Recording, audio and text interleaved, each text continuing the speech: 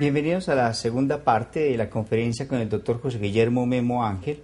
En esta segunda parte de la conferencia acerca de las humanidades y las competencias, vamos a tratar el tema de la ética social y la ingeniería.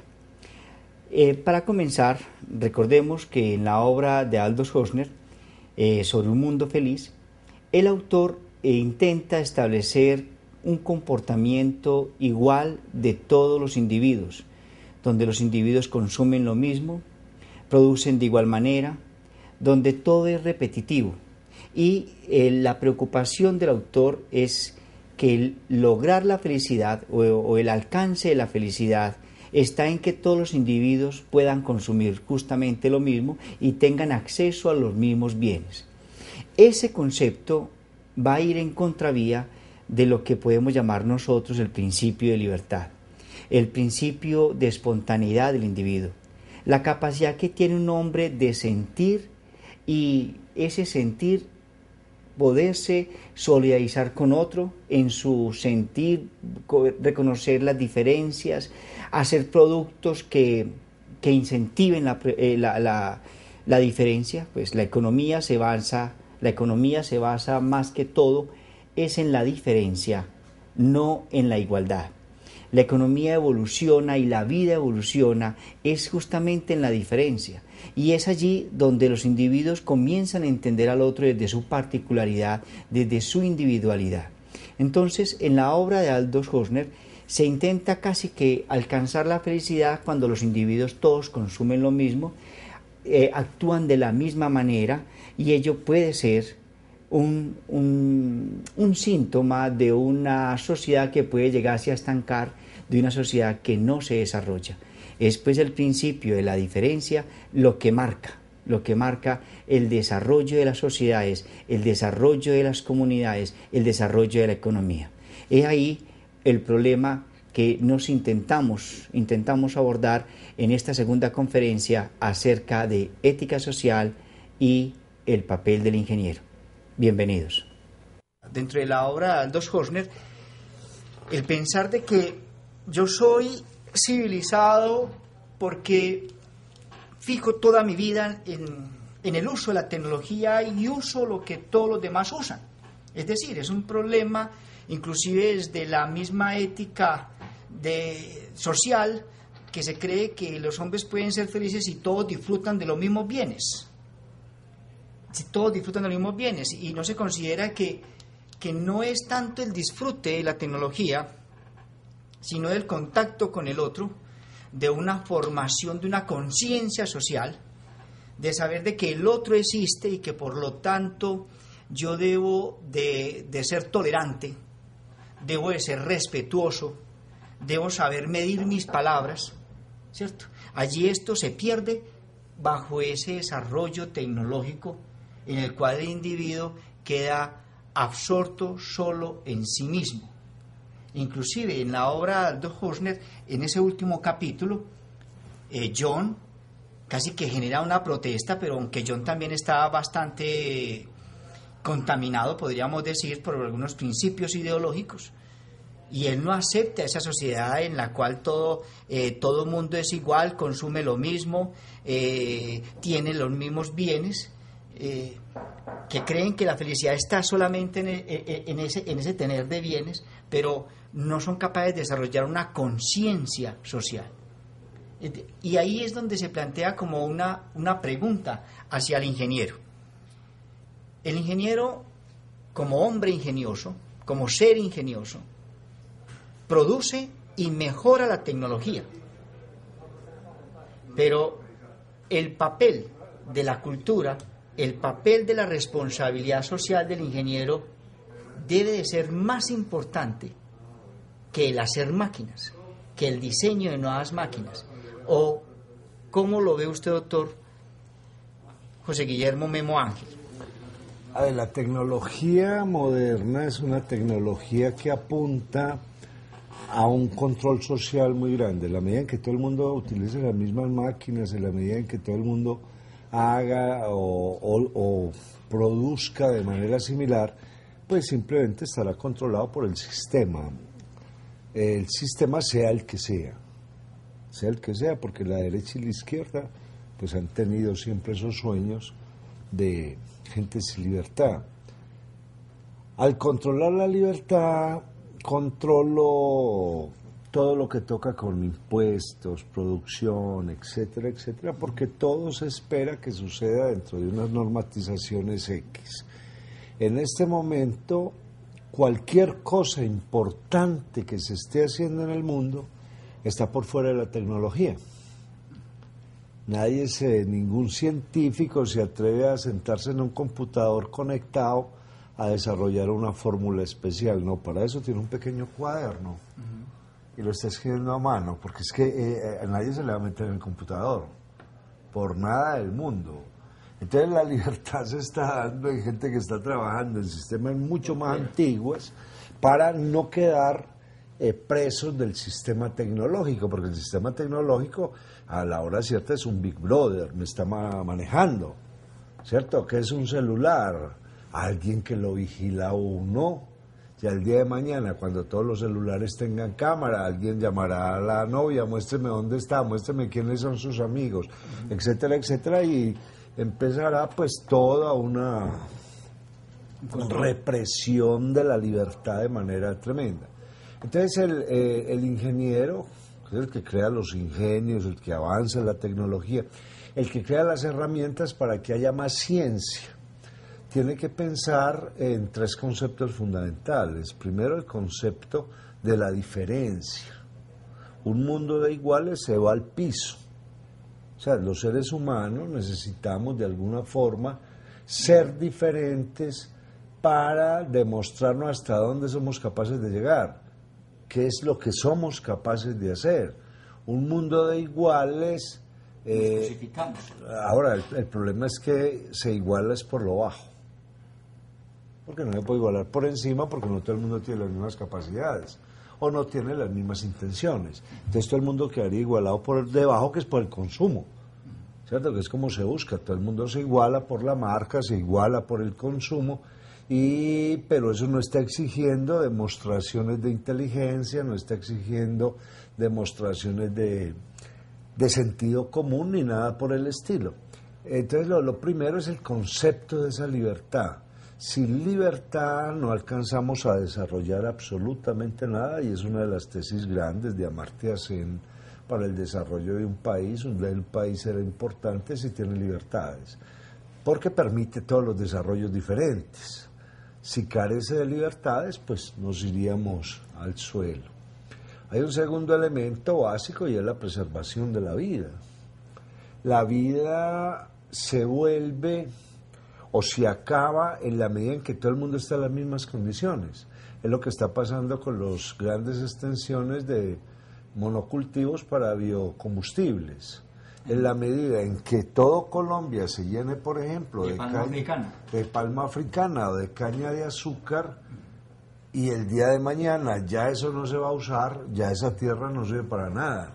El pH se descontroló, se acabó y nos vamos a destruir. La vida solamente funciona en la diversidad, ¿cierto? Cuando uno coge un pedazo de humus de la tierra y lo analiza, tiene microbios de todas clases, bacterias de todas clases, ácidos de todas clases.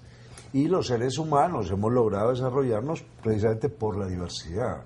Sin diversidad no haríamos nada. Entonces hay que pensar en la vida como lo diverso, y para eso hay que ser tolerantes. El tolerante es el que sabe las razones del otro, el intolerante es el ignorante del otro. Entonces vendría ese caso. Y tercero, que yo creo que es fundamental, hay que pensar en términos políticos. A ver, la tecnología actual obedece a unos intereses de poder. De toda la tecnología desarrollada hasta ahora, digamos que hay un 20% funcionando, porque los estados determinaron que esa era la tecnología, y hay un 80% que no sabemos por qué no la aprobaron o por qué no está funcionando, etcétera, etcétera. Entonces viene como esa tarea de tener un pensamiento político en términos de cómo se define la política, de cuidar al otro. O sea, la política es cuidar al otro para que el otro me permita vivir a mí. Es cuidar al otro para que el otro sea seguro para mí y yo sea seguro para él.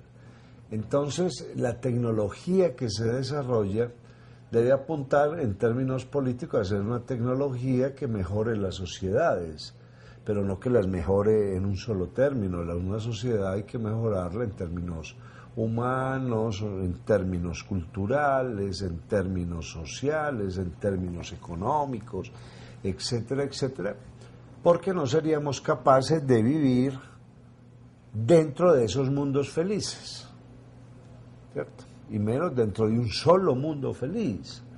Mire que la globalización dio como resultado los nacionalismos.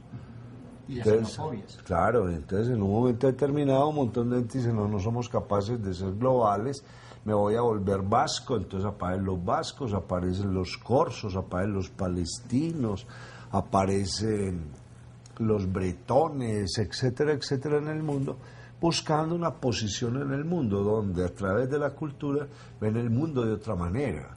Es que el mundo no lo podemos ver con una sola mirada, un solo lente, porque por ejemplo así es como nos hemos engañado.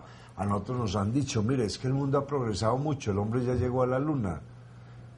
El mundo progresará mucho cuando yo pueda coger en Campo Valdés o en el barrio Castilla un cohete para la luna. Antes no, eso es un juego de unas élites. Eso no le ha provocado nada a los señores de Belén ni a las señoras de Envigado. Para nada, es un progreso que no es cierto. El progreso está cuando todos podemos tomar agua potable, cuando todos podemos encender un bombillo.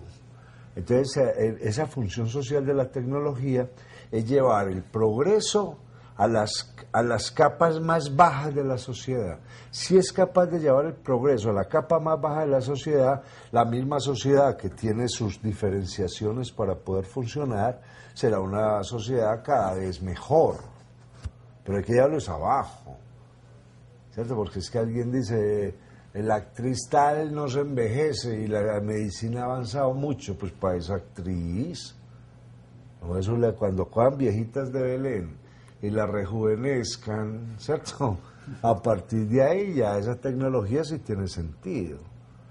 Y cuando me rejuvenezcan, pero que yo me quede tranquilo, que no le suceda a la gente que hay por ahí, que por ejemplo la tecnología le quita las arrugas, le quita la grasa, etcétera, y queda una persona muy linda que no quiere a nadie. Porque es que a eso nos está llevando el exceso de las cosas y la carencia de afectos con las personas. Hay una frase de Serrat que a mí me gusta mucho que dice, me gusta todo de ti menos tú. Sí, entonces que es espectacular, ¿cierto? Lo que sea, pero no lo inviten, pues, o no lo inviten, que no nos lo resistimos. Porque el ser humano no está hecho para ser visto. El ser humano está hecho para que interactúe con otro ser humano. Entonces la tecnología tiene que apuntar a eso, que en el momento en que yo dejo de interactuar con el otro, porque en el intermedio hay una máquina, en ese momento me estoy destruyendo yo mismo. Doctor José Guillermo Memo Ángel, para terminar, nos gustaría que de pronto usted nos diera como una conclusión acerca del papel del hombre, de ese hombre ingenioso, el papel del ingeniero dentro de cuáles son sus competencias dentro de una comunidad, dentro del papel de el otro, del reconocimiento social al otro. ¿Cuál es ese papel de cuál es esa competencia que debe desarrollar ese ingeniero? A ver, el modelo del ingeniero real es Leonardo da Vinci. Leonardo, que es el que, digamos, el padre de la ingeniería mecánica moderna, se preocupó por tres cosas fundamentales. Primero, por ser muy humano. ¿En qué consiste la humanidad de Leonardo? en entender que uno es humano cuando la naturaleza, lo que hay en el mundo, se mezcla con lo que yo aprendo del mundo. De hecho, dicen que esa es la genialidad de Leonardo, el haberse creado como campesino, se crió en el campo y se trajo todas esas leyendas del campo, todos esos cuentos que le contaban los campesinos, se trajo los paisajes, se trajo la visión de los árboles, y eso lo mezcló con lo que le enseñaron en el taller del Verrocchio. Entonces logró tener dos visiones del mundo, una visión mágica y una visión racional del mundo. Eso es lo que se llama humanidad. O sea, una persona debe tener primero un pensamiento humanístico muy fuerte que lo lleve a imaginar, un pensamiento que le permita entender las distintas realidades que componen el mundo y a partir de ahí desarrollar una educación de los sentimientos, una educación sentimental, una educación estética, admitiendo que en el mundo hay de todo. Para Leonardo había los grandes señores como Ludovico el Moro, por ejemplo, y también estaba la lechera, esa mujer que ordeñaba todos los días y llevaba la leche en un balde de madera. Segundo, descubrir realmente la belleza. Hay una cosa que se nos ha olvidado a nosotros, ser los grandes buscadores de belleza. Alguien decía, ¿por qué Leonardo? La poesía, la pintura, la literatura, darnos permisos para sentir. Usted ahora lo decía, estamos en una sociedad de gente muy fría, de gente que siente muy poco, y al sentir muy poco convierte al otro en un objeto, en tanto que yo me tengo que dar el permiso de entender esa otra realidad que me permite saber que estoy vivo, y esa realidad me la empieza a dar la belleza. Entonces Leonardo es un gran pintor, es un gran anatomista, porque se va a preocupar por entender que la naturaleza es la que crea la máquina. O sea, el hombre no ha sido capaz de crear ninguna máquina que no haya visto antes en la naturaleza. Por eso Leonardo, que es ingeniero mecánico, es un gran anatomista, porque él dice, si soy capaz de hacer una máquina que se mueva como el brazo, que va a tener estas tensiones, que va a tener estos fluidos, etcétera, etcétera, soy capaz de hacer eso, ¿no? Entonces va a estar mirando la naturaleza para a partir de ahí copiar ese funcionamiento de la naturaleza y convertirlo en una máquina. Y por último, resolver problemas grandes, porque la gran tecnología es la que resuelve grandes problemas. Entonces Leonardo resolvió problemas disecando pantanos, por ejemplo. Entonces enseñó a disecar pantanos, volvió y recuperó una técnica que tenían los romanos, para todos perdidos. Se inventó unas máquinas para disecar pantanos, para hacer puentes más rápido. Lo que dicen que era una ametralladora no era una ametralladora, él lo que hizo fue una máquina para pelar ajos, porque había que resolver ese problema. Había gente que invitaba a comer a 300 y había que hacer la comida de 300. Por eso a Leonardo se le debe lo que se llama el Códice Romanov, que es un código de cocina y etiqueta. Cómo cocinar, cómo son las recetas, cómo utilizar un horno múltiple, y a pesar de que le estallaron hornos y todo, porque hace parte del ensayo-error, Leonardo se preocupó mucho por el bienestar del otro. Se preocupó mucho por el bienestar del otro.